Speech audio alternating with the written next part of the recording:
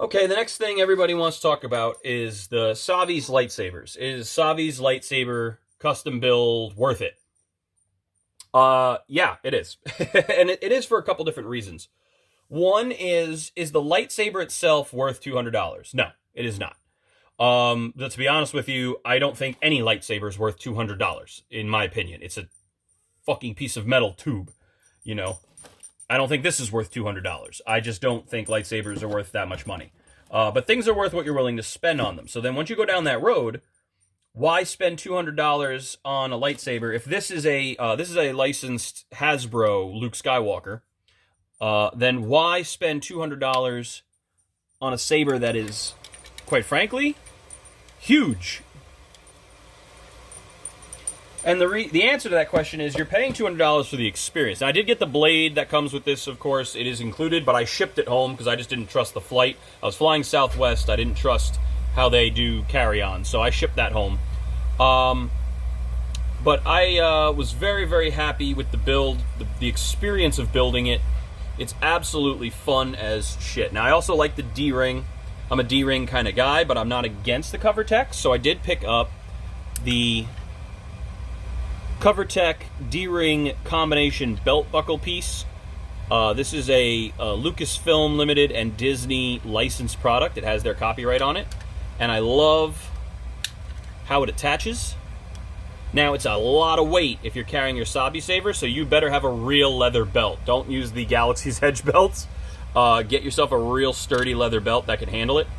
But I'm a big fan of this. I like it a lot, so I recommend it. I also have a Mace Windu that I am gutting and destroying and reworking into a custom saber, and that has got a CoverTech attachment, so it means that I can use that belt clip for all the attachments. So I recommend it highly. The big thing that I like about the Savi Workshop one is that, for one, it is metal parts. It's not cold cast. These are metal parts. Now, they do have a paint job over them, but that's great. It means that I can buff out all that paint, strip it down, and refinish it myself and get a really sick metal look on it, which I will do. But the other thing I like is that if you do a little bit of a twist and a pull, these pieces come out, and you can take out your centerpiece, and you have your inner chassis crystal chamber. So if you pop the crystal out,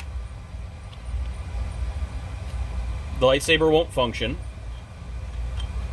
But if you put a crystal in, it'll light up. And you guys have all seen this before, obviously. I mean, everybody watched the videos online.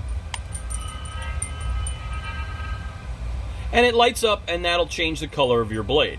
So I picked a violet for my build, and then I also acquired a red and a blue, just because. So I really like that the pommel and the emitter allow for that slide piece to put that in. So the other thing that I really like about this build is that it offers a very unique opportunity if you are a customizer.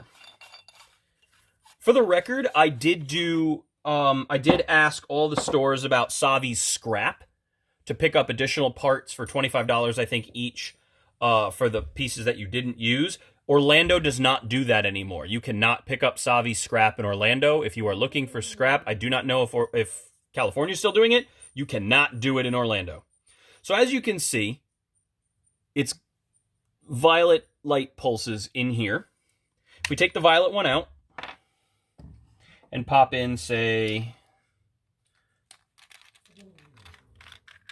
the red, Weasel. Now it's got red lights flashing inside. So, depending on which crystal you put in, it changes. But because this chassis is plastic, this allows me to repaint this and customize this and engrave circuitry and make a custom style inner chassis, much like the way you see on Graflex, Addicts, and some of those other guys, those sick builds. You could just cut right into this and create that aspect. So I'm absolutely going to be doing that. Coating this in a very, in a brass sort of gold finish. Do some different etchings in here. You don't want to compromise the width of the thing badly, because then the pieces won't fit as well, but certainly a paint job and some, at the very least, going over it with black marker and drawing in the circuitry and the lines to just make a slightly nicer chassis is definitely on the agenda for this. So we're going to be customizing that. So again, is the Saber itself worth $200? No. But is getting your own custom Saber built in that shop with all the light sounds and effects that come with it worth $200? Yes. And once you've done the experience, you get the lightsaber as a souvenir, and after that, it's just free reign. You just do whatever you want to it. So I'm a big fan of that, and that's exactly why I prefer the custom Savi Saber versus picking up a Legacy Saber. Because once you go down the road of the Legacy Sabers and stuff, and you're looking at accuracy and things like that, you got to ask yourself, what do I get for my money?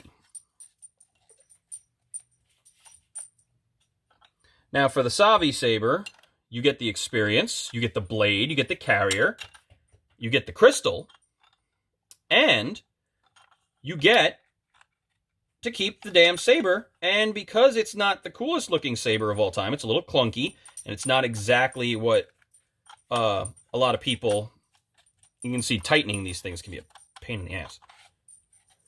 There it is. So you do a little twist, and then it doesn't rattle and it's in there. So again, for the Savi Saber, you get the blade, you get the saber itself, you get all the different pieces, you get the crystal, you get the chassis, and you get the experience, which is just phenomenal. If you buy a Legacy Saber, you get the saber. But if you're going to do that, you might as well go out and get a Romans or some of the other really nice replicas that are out there. So I really enjoyed building for the experience, and because it's not the best paint job in the world, I'll feel no regret whatsoever in completely stripping this and repainting it, and I'll show you guys what that looks like when I do it. But again, you compare it to like a Hasbro Skywalker, which I've replaced with a new clamp and everything, and this is a real clamp. It's not the clamp that activates it anymore. It's hollow down the middle now. You almost wonder, do you want to put can you try to get the chassis into like the custom sabers?